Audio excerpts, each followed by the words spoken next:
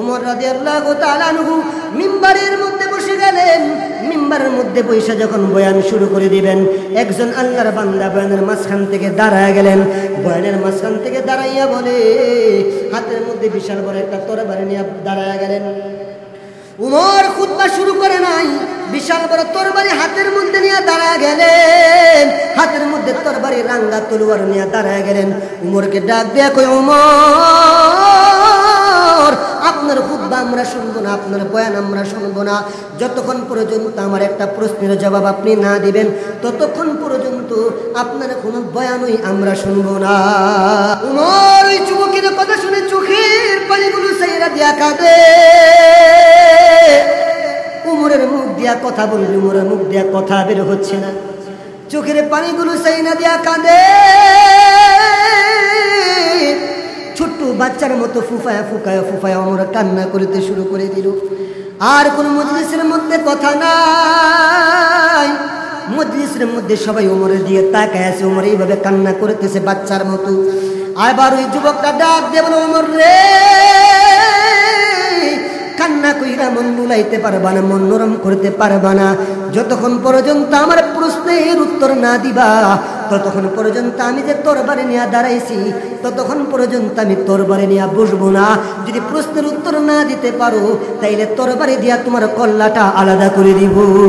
আল্লাহ তাআলা সূরাতুল আসরের মধ্যে বলেন, ইন্নাল ইনসানা লাফি খুসর, নিশ্চয়ই সমস্ত মানুষ ক্ষতিগ্রস্ত, ইল্লাল্লাযীনা আমানু, তবে কারা কারা ব্যতীত, ইল্লাল্লাযীনা আমানু, এক নাম্বার তারা ক্ষতিগ্রস্ত না, ইল্লাল্লাযীনা আমানু, যারা ঈমান এনেছে।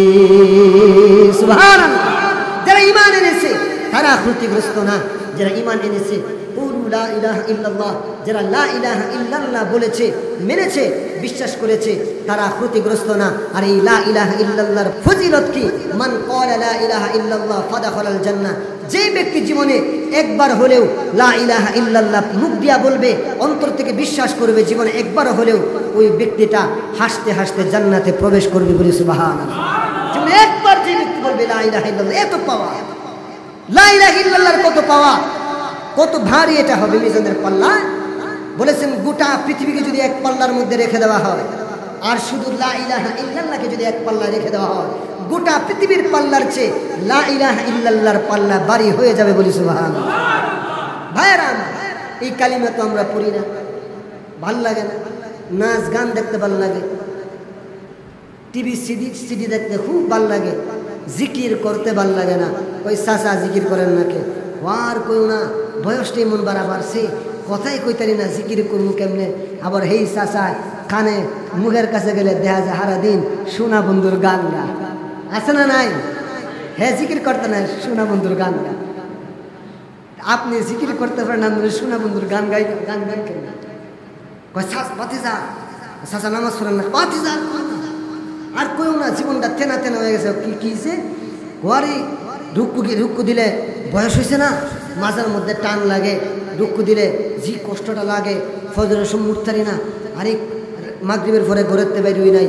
আবার হেই চাচা ওই যখন এলাকার মধ্যে গানের আয়োজন হয়, হেই চাচারে দেখা যায় সবার আগের লাইনে বলে দিচ্ছে। এই জন্য ভাইয়ারা আমার, আজকে আমাদের নেক কাজ করতে ভালো লাগে। এই জন্য আল্লাহ তাআলা বলেন, এক নাম্বার তারা ক্ষতিগ্রস্ত না, ইল্লাল্লাযীনা আমানু, যারা ঈমান এনেছে তারা ক্ষতিগ্রস্ত না, যারা ঈমান আনে নাই তারাই হলো প্রকৃতপক্ষে ক্ষতিগ্রস্ত। যারা ঈমান আনছে তারা ক্ষতিগ্রস্ত না।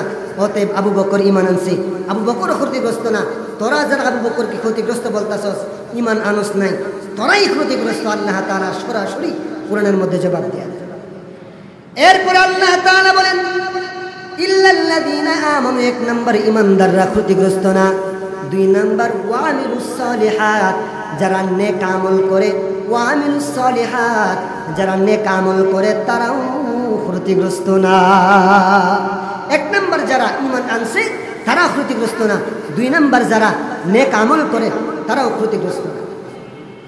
এবং তিন নাম্বার ওয়ামিলুস সালিহাতি ওয়া তাওয়াসাউ বিল হাক্কি, এবং তিন নাম্বার যারা হকের উপর থাকে, হকের উপর থাকে।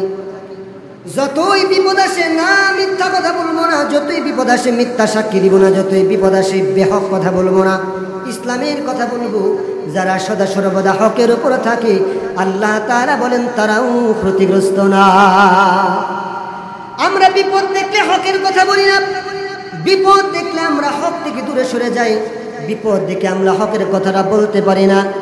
ও নবীর উম্মত, আল্লাহর গোলাম, এই ঘটনার মাধ্যমে আমার বয়ানটা শেষ করে দিব। উমর রাদিয়াল্লাহু তাআলা আনহু গোটা উর্দু জাহানের বাদশা, গোটা উর্দু পৃথিবীর বাদশা। উমর রাদিয়াল্লাহু তাআলা আনহু জুমার নামাজ পড়াবে। উমর রাদিয়াল্লাহু তাআলা আনহু জুমার নামাজের জন্য যাচ্ছে না।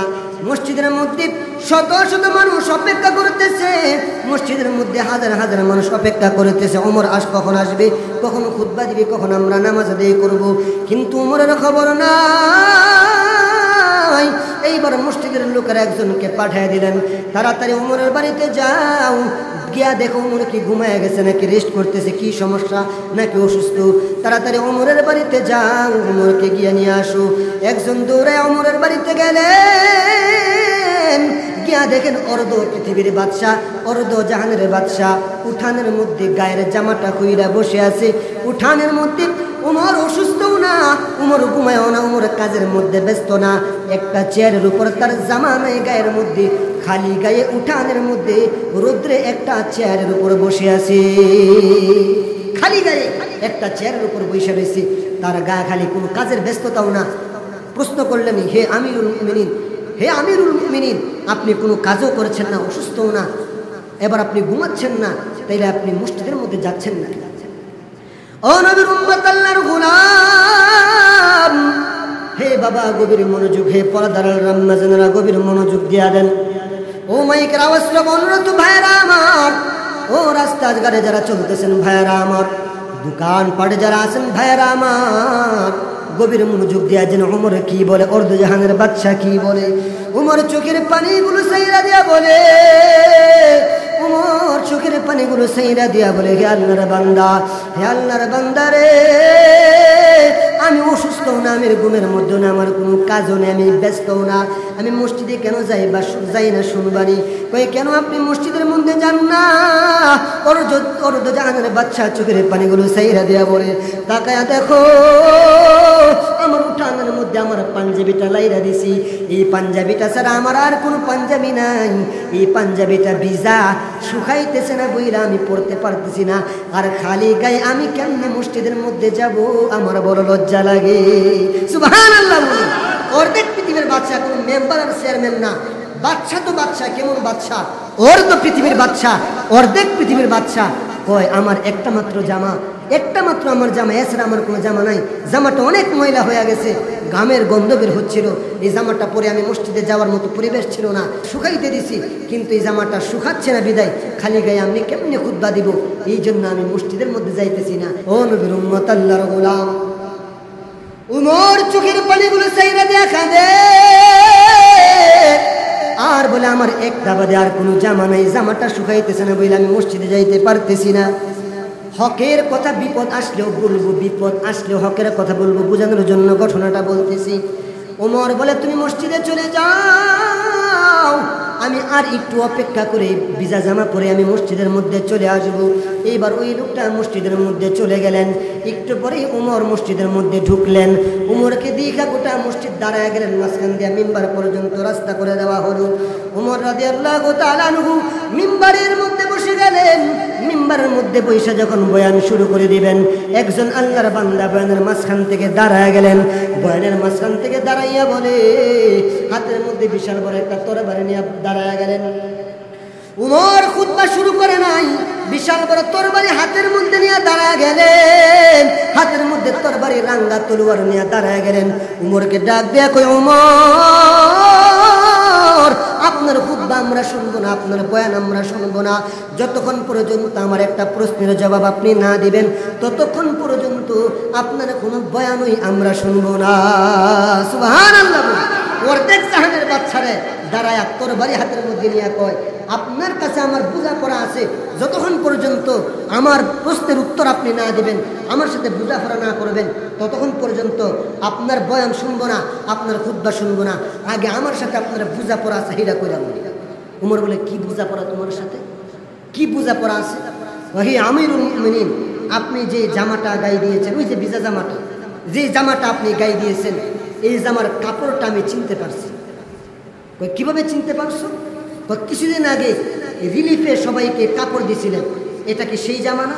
হ্যাঁ, এটা সেই জামা। কয় আমরা রিলিফের কাপড় পেয়েছি, আমরা কেউ সঠিকভাবে পাঞ্জাবি বানাইতে পারি নাই, অল্প অল্প কাপড় ভাগ্যে পড়ছে, সবাই শর্ট করে পাঞ্জাবি বানাইছি, কেউ লম্বা করে পাঞ্জাবি বানাইতে পারি নাই, এত অল্প করে কাপড় আমাদের ভাগ্যে বন্টন হয়েছে। তাইলে আমরা যেখানে কেউ লম্বা করে পাঞ্জাবি বানাইতে পারি নাই, আপনি কেমনে লম্বা করে পাঞ্জাবি বানাইছেন? আপনি কি কাপড় চুরি করছেন নাকি আপনি আমাদের কাছ থেকে আমাদের মাল থেকে আপনি মাইরা দিছেন? এই জবাব যতক্ষণ পর্যন্ত আপনি না দিবেন ততক্ষণ পর্যন্ত আপনার খুতবা আমরা শুনতাম। কারণ রিলিফের কাপড় আমরা সবাই পাইছি, আপনিও এক টুকরা পাইছেন। আমরা যে টুকরাটা পাইছি এই টুকরা দিয়ে কেউ আমরা বড় করে পাঞ্জাবি বানাইতে পারি না, সবাই শর্ট করে বানাইছি, এত অল্প কাপড় আমাদের ভাগ্যে পড়ছে। আপনি মুডাগাড়া মানুষ, স্বাস্থ্যশালী মানুষ, দেখতেও মোটামুটি উঁচারাম্বা, আপনি এত লম্বা জামা কেমনি বানাইছেন? এই প্রশ্নের উত্তর না দিলে আপনার বয়ান তো শুনবই না, আজকে তোর বাড়ি দিয়ে আপনার সাথে ফাইসালা ওর তো জাহানের বাচ্চারা সরাসরি এই কথা। আর আমাদের অবস্থা, ও নবীর উম্মত, আল্লাহর গোলাম উমর ওই যুবকের কথা শুনে চোখের পানিগুলো সাইরা দিয়া কাঁদে। উমরের মুখ দিয়া কথা বলবে, উমরের মুখ দিয়া কথা বের হচ্ছে না, চোখের পানিগুলো সাইনা দিয়া কাঁদে। ছোট্ট বাচ্চার মতো ফুফায়া ফুকায়া ফুফায়া ওমর কান্না করতে শুরু করে দিল। আর কোন মজলিসের মধ্যে কথা নাই, মজলিসের মধ্যে সবাই ওমরের দিয়ে তাকায় আছে, ওমর এইভাবে কান্না করতেছে বাচ্চার মতো। আবার ওই যুবকটা ডাক দিয়ে বলে, ওমর রে, কান্না কইরা মন বুলাইতে পারবা না, মন নরম করতে পারবা না, যতক্ষণ পর্যন্ত আমার প্রশ্নের উত্তর না দিবা ততক্ষণ পর্যন্ত আমি যে তরবারি নিয়ে দাঁড়াইছি ততক্ষণ পর্যন্ত আমি তরবারি নিয়ে বসবো না। যদি প্রশ্নের উত্তর না দিতে পারো তাইলে তরবারি দিয়া তোমার কল্লাটা আলাদা করে দিব। সুবহানাল্লাহ। প্রশ্নের উত্তর দিবা না যতক্ষণ পর্যন্ত উত্তর না দিতে পারবা। তোমার উত্তর যদি আজকে তুমি না দিতে পারো, তোমার মতো শাসককে আমরা মানি না, তোমার মতো বাদশা আমাদের দরকার নাই, তরবারির দ্বারা তোমার সাথে আজকে ফাইসালা। উমরের কান্নার আওয়াজ আরো বাইরে গেলেন। উমর আবারও চোখের পানিগুলো সাইরা দিয়া কান্না করতে লাগলেন। উমর কথা বলতে পারতেছে না কান্নার কারণে। উমরের ছেলে লাফ দিয়া দাঁড়ায় গেছে,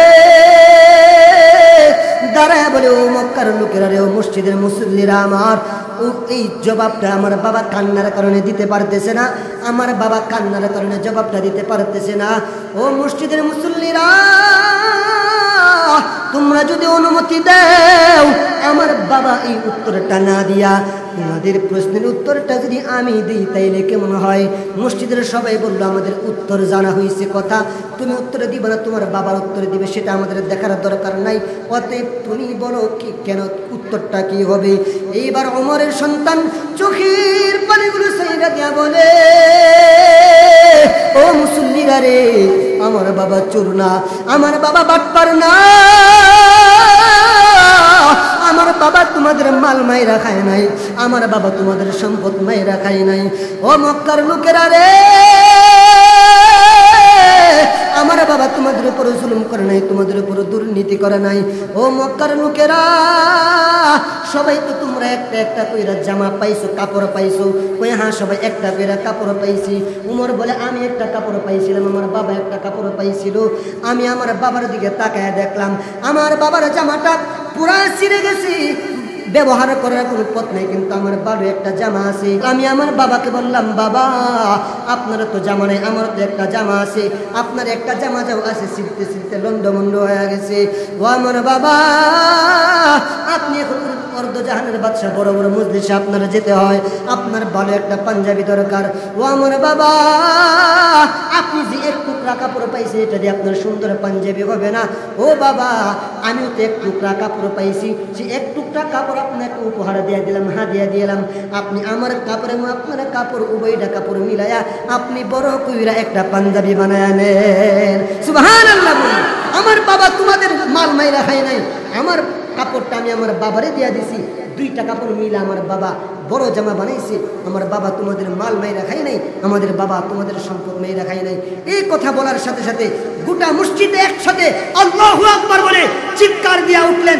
গোটা মসজিদের মধ্যে কান্নার রোল পড়ে গেলেন। উমর রাদিয়াল্লাহু তাআলা দাঁড়ায় গেলেন। ওই যুবককে চোখের পানি ছেড়ে দিয়ে ডাকতে লাগলেন, হে যুবক, আসো আসো, আমার কাছে আসো। গোটা মসজিদ ভয়ে থরথর করে কাঁপতে লাগলেন। হায়রে উমরের যে মেজাজ, উমরের এত বড় একটা ভুল ধরছে, উমররে বাটপার বলছে, উমররে তরবারি দিয়া কল্লা আলাদা করবে বলছে, এরে মনে হয় আজকে উমর মায়েরই ফালাবে। এই যুবকটা যখন কাছে আসলেন, উমর চিৎকার মেরে ওই যুবককে বুকের মধ্যে জড়া ধরলেন। জড়া দিয়ে বলেন, হে যুবক, তোমাকে ধন্যবাদ, তোমাকে মুবারকবাদ জানাই। তোমার মতো যুবক যতদিন পর্যন্ত এই পৃথিবীর জমিনে থাকবে, ততদিন পর্যন্ত কোনো শাসক প্রজাদের মাল আত্মসাৎ করতে পারবে না বলি সুবহানাল্লাহ।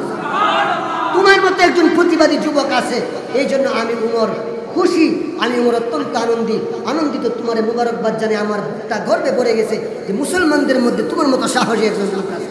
তো 4 গুণ বলতেছিলাম, ওয়াল আসরি ইন্নাল ইনসানা লাফি খুসর। 4 দল ক্ষতিগ্রস্ত না। 1 নম্বর যারা ইমানদার, 2 নম্বর ওয়ামিলুস সালিহাত, যারা নেক আমল করে, এবং ওয়াতাওয়াসাউ বিল হাক্কি, যারা হকের উপর অটল থাকে। এই যে যুবক হকের উপর অটল ছিল, যদিও সে রিক্সের মুখে ছিল, যদিও সে উমর তাকে মাইরেই ফেলাবে কেন, এই রিক্সের উপর ছিল। মজলিসের লোকেরা তার উপর আক্রমণ করে কেন, কারণ উমরের তো ভক্ত সবাই আক্রমণ করে। এই ভয়ের মধ্যে থাইকাও যুবক অন্যের প্রতিবাদ করছে, আল্লাহ তাআলা তার সম্মান বাড়ায় দিয়েছে। এবং সর্বশেষ ওয়াতাওয়াসাউ বিল হাক্কি ওয়াতাওয়াসাউ বিস সবর, এবং যারা ধৈর্য ধারণ করে। এই 4 দল লোক, 1 নম্বর ইমানদার, 2 নম্বর যারা নেক আমল করে, 3 নম্বর যারা হকের উপর থাকে, 4 নম্বর যারা ধৈর্য ধারণ করে। আল্লাহ তাআলা বলেন এই 4 দল লোক সফল, এই 4 দল লোক জান্নাতি। আর এই 4 দল লোকের বাইরে যারা আছে তারাই ক্ষতিগ্রস্ত, তাদের জীবনী ধ্বংস বলি সুবহানাল্লাহ। তাইলে কাফেররা যে আবু বকরের বলছিল, আবু বকর তুমি ধ্বংস হয়ে গেছো, আবু বকর ধ্বংস হয়েছে না কাফেররা ধ্বংস হয়েছে? কারণ কাফেরের ভিতরে তো এই গুণগুলো নাই। আল্লাহ তাআলা আবু বকরে জানায় দিয়েছে তুমি ধ্বংস না, ধ্বংস কাফেররা। আল্লাহ তাআলা আমাদেরকে এই 4 গুণগুলার অন্তর্ভুক্ত হওয়ার তৌফিক দান করুন, সকলে বলে আমিন।